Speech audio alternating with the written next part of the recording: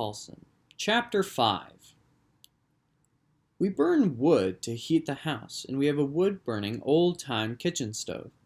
There's probably nothing that makes me feel quite as warm as coming in on a cold winter morning, leaning over the kitchen stove to warm my hands, and smelling rich pine wood smoke and fresh bread baking in the oven. The cats love the wood stove too. They spend most of the winter pressed either against the side of it or sleeping beneath it. We had a neighbor, an old bachelor, who let the chickens into his house.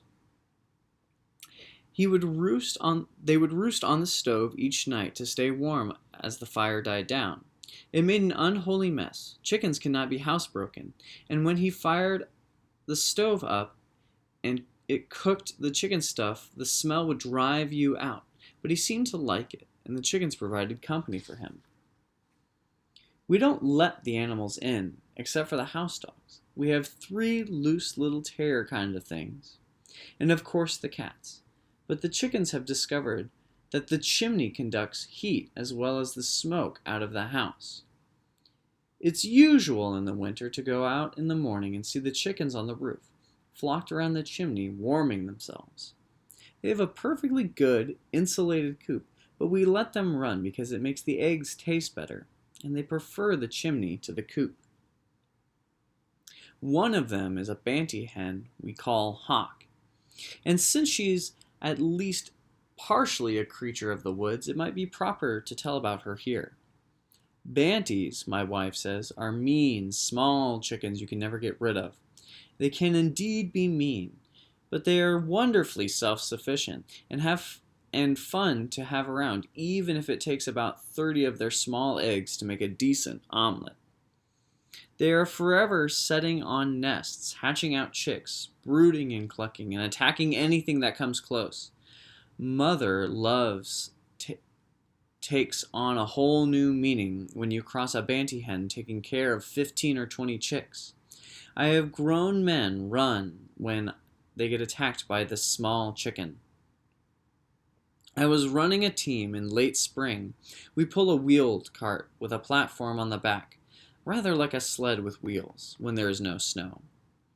We were on a country road near thick forest when we came on a dead, ruffed grouse. She probably got hit by a car while gathering gravel for her gizzard. Grouse come out to the road each evening and get stones to help grind up the seed and berries they eat, and are frequently hit by cars. The dogs had her in an instant before I could stop them, and she was gone, feathers floating in the air. As we started on our way, I happened to glance into the low brush and saw her nest. I tied the dogs off so they wouldn't run. Again, I had some pups in the team and they were insane, especially after finding the grouse, and I went to the nest. There were 14 eggs cuddled in the soft grass and leaves. They looked so forlorn that I picked them up and carried them in my cap rather than leaving them for some passing skunk. I'm not sure what I expected to do with them. My wife is an artist, and I thought perhaps she might want them for a still life. But when I got home with the dogs, the eggs somehow unbroken, cradled in my pack bouncing on the rig, I saw Hawk sitting on her clutch of eggs. So I popped the grouse eggs under her. She pecked my hand bloody for the effort, just to see what would happen. My wife later said I had unleashed a summer of terror on us when I put those eggs under Hawk. The eggs hatched out. Every single grouse egg, along with her own 10 eggs, hatched out, and she adopted them.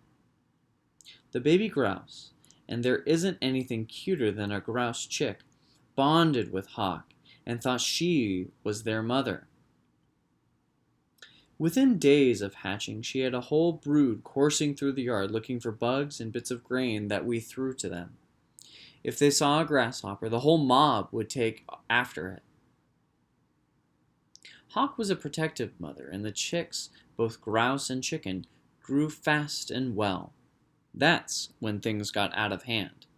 The grouse chicks didn't know they were supposed to be chickens.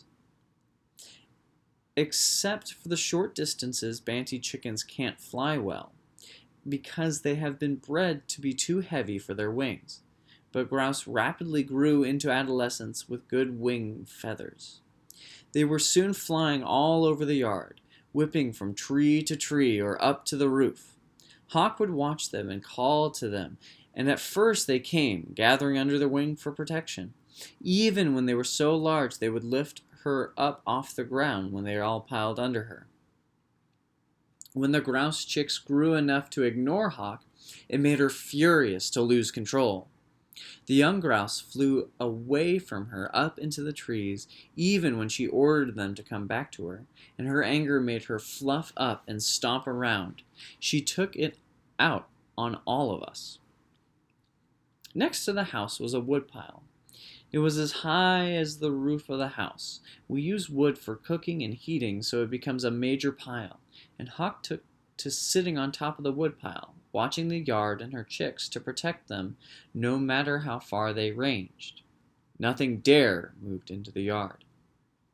The first time I noticed it when Russell, our old fat tomcat, was goobering around in the yard. He made the mistake of crouching and pretending to stalk one of the chicks. The frightened chick made a small distress peep, and that's all it took.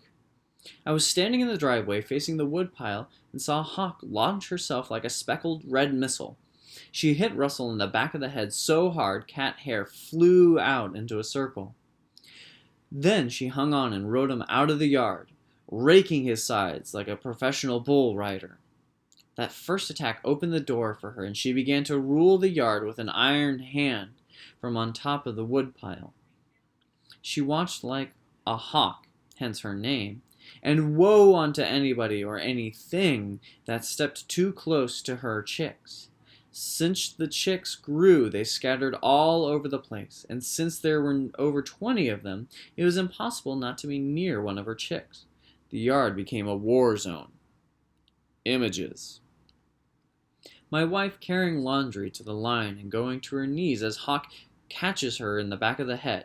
Hawk flying off to the right, clutching a pair of shorts in her claws. Quincy, our smallest terrier, keeping a low profile as he tries to sneak across the yard and get to the relative safety of the lilacs near the driveway. Quincy flopping end over end as Hawk nails him in the back of the head like a feathered cannonball. My son, 6'2", coming back from the mailbox with an armload of mail, getting smashed full in the face just as he steps over the battery-powered electric fence we use to keep the goats out of the yard. Paper and envelopes flying through the air as his legs hit the wires. Fred, our obese half-lab yard dog, crouching down with all of his hairs up and very many teeth showing, facing Hawk, who has her neck feathers ruffled out and her beak down as they get ready for head-to-head battle. Hawk winning. A fox drawn by the meat smell from the kennel, but pulled into the yard by the chicks. The fox grabbing a chick and getting hit so hard by Hawk coming from the top of the woodpile that I could see spit fly as the chick was blown out of his mouth. And finally, my wife coming into the house. Tomatoes she'd been carrying from the garden crushed all over her shirt. Her hair a mess around the bicycle helmet she'd started to wear for protection around the yard, and anger in her eye. "The hawk," she said, grabbing a towel and wiping herself off again, "strikes again." The grouse grew up, and most of them went back to the wild. As they left, Hawk mellowed. But the people and animals who lived through the episode still tiptoe across the yard when Hawk is sitting on the woodpile.